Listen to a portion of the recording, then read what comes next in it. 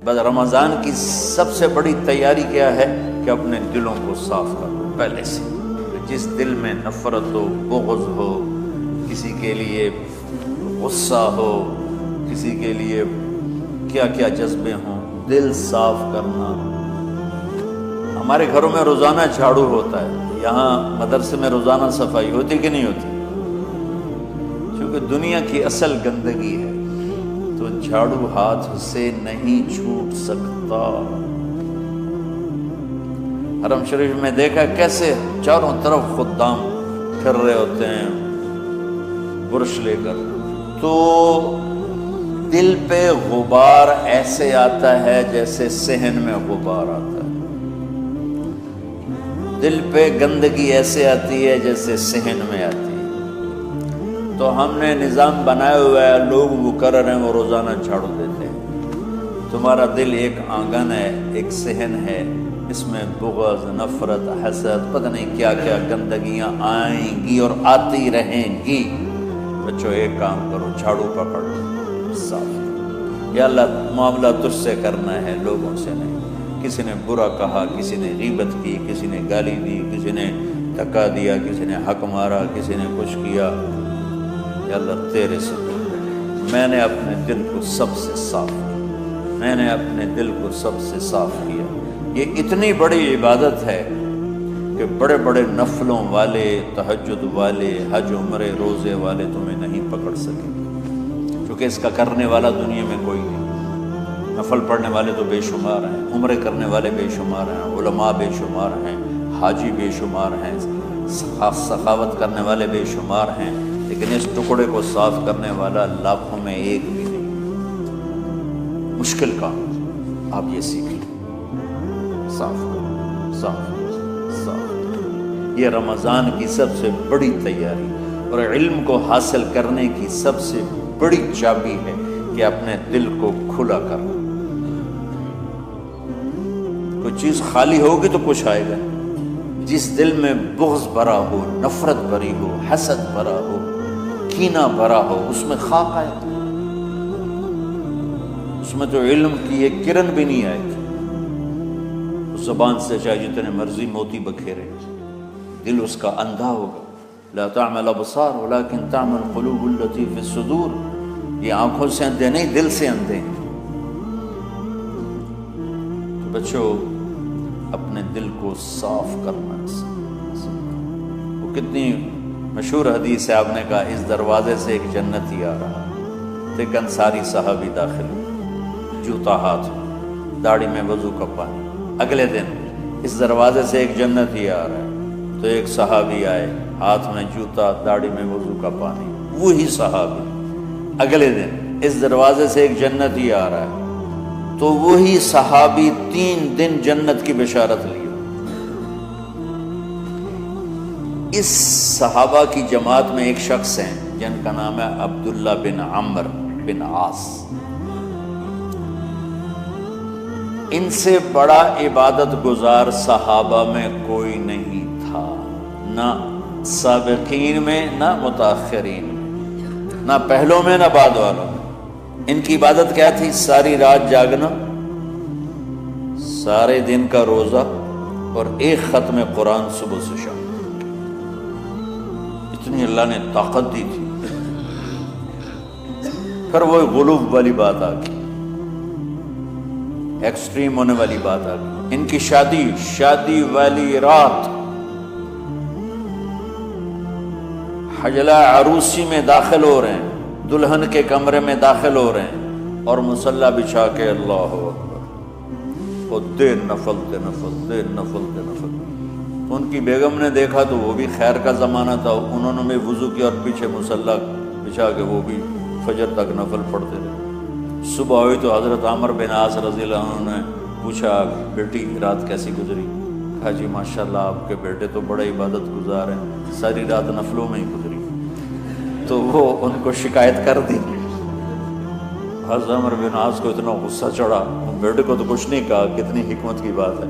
سیدھے گئے اللہ کے نبی کو کہا یا رسول اللہ یہ عبداللہ دیکھیں کیسا نادان ہے، اس کی شادی کی ساری رات نفل پڑھتا رہا. تو آپ کہتے ہیں ماشاءاللہ کتنی بڑی بات ہے. نفلوں میں گزر گئی، رات بھی نفلوں میں گزر گئی۔ تو آپ نے حضرت عبداللہ بن عمر کو بلا کے ڈانٹا کہ تو نے مہینے میں 3 دن روزے رکھنے، بس اس سے زیادہ نہیں رکھنے، اور ہفتے میں 1 قرآن ختم کرنا۔ کہا یا رسول اللہ میرے اندر طاقت زیادہ ہے۔ پھر اچھا 15 دن روزے رکھنے، کہ نہیں میرے اندر طاقت زیادہ ہے۔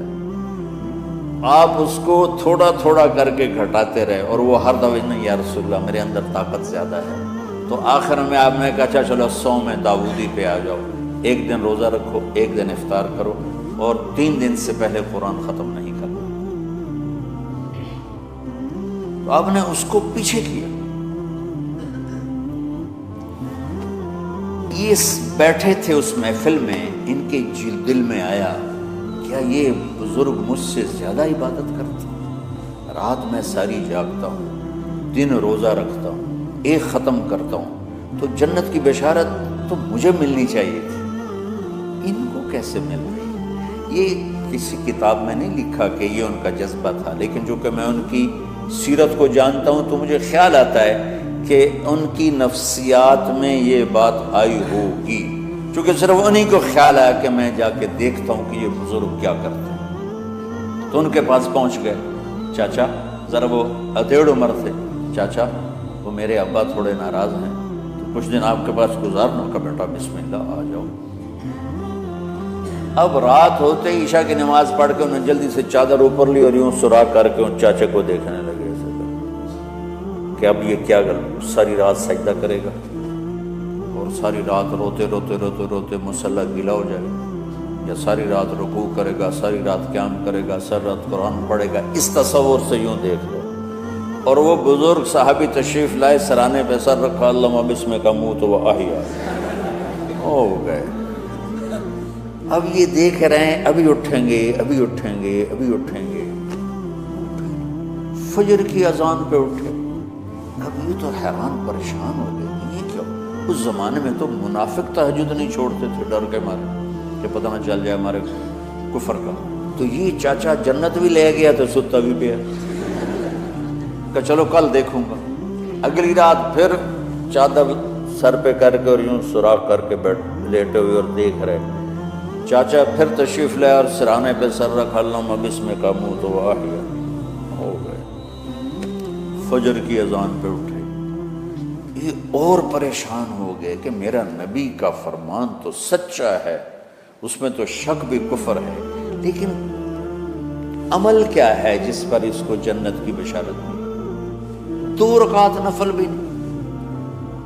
اور آج کے دور میں تم میں سے ماشاءاللہ اکثر بچے تہجد پڑھتے، کہ 1 رات اور دیکھوں گا، اللہم بسمک اموت و احیا، ساری رات۔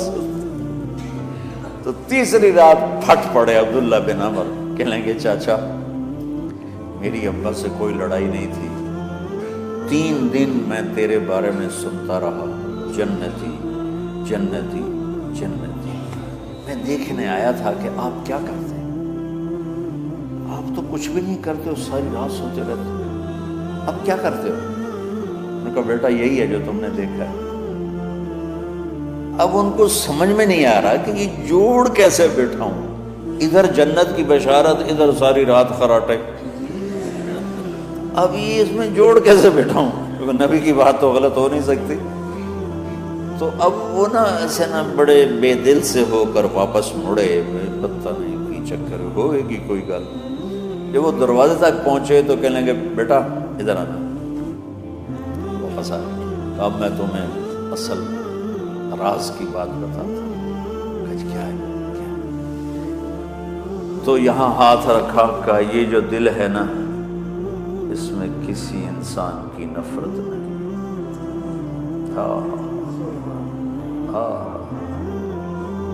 اور جب اللہ کسی کو رزق دیتا ہے، عزت دیتا ہے، مجھے کبھی حسد نہیں ہوا، مجھے خوشی ہوتی۔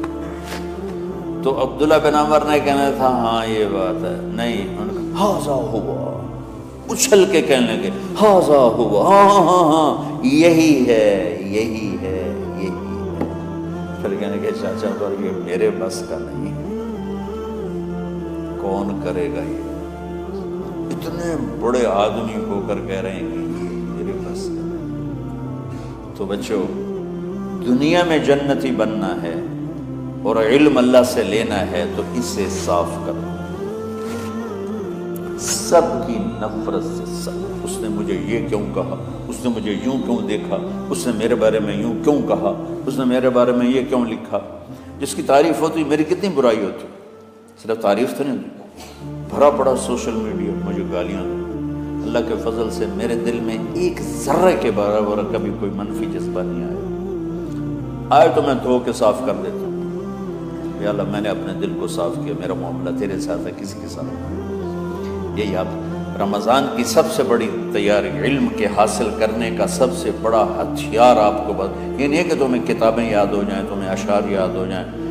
تو ساری امت سے کہتا ہوں رمضان کا استقبال کرو، دلوں کو صاف کر کے، نفرتوں کو مٹا کے، مذہبی نفرت، دنیاوی نفرت، رشتوں کی نفرت، بول چال کی نفرت، سیاست کی نفرت، لین دین کی نفرت، ان سب سے اپنے دل کو صاف کرو تاکہ رمضان میں اللہ نے علم اتارا، اللہ تعالیٰ آپ کو علم عطا فرمائے، اور باقی لوگ جو عام دنیا میں زندگی گزار رہے ہیں ان کے دلوں میں اللہ رمضان کا نور اتارے اور اپنے اور ہدایت کا نور اتارے۔